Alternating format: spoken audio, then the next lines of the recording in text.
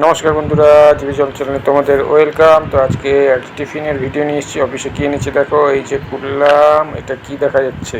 অবশ্যই শশা। এটা দুপুরের লাঞ্চের পর খাই বা খাওয়ার সাথে সাথেও খাই। শশা স্লাইস করে কাটা, আর আছে কাঁচা লঙ্কা। তো কী আছে আর দেখে নাও, একদম অন্যরকম জিনিস। এই যে হো হো হো হো, এটা হলো পনির, আলু পনির সাথে ক্যাপসিকাম দিয়ে তৈরি করা।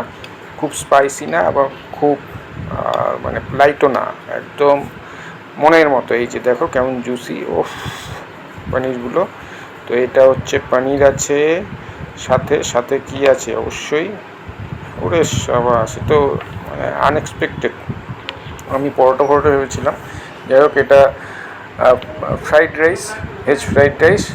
আর ভেজিস আছে হচ্ছে গিয়ে গাজর আর বিনস। এই যে বিনস, তাহলে তো জমে গেল আজকে দুপুরের খাবার। তাহলে এটাকে প্লেটে নিয়ে নিলাম, ওইভাবে খেলে ঠিক পোষাবে নাকি। প্লেটে নিয়ে নিয়েছি এই শশা, পনির আর রাইস, আর হচ্ছে অবশ্যই কাঁচা লঙ্কা। এই হচ্ছে আজকে আমার দুপুরের লাঞ্চের মেনু। তো বন্ধুরা দেখো, টাটা।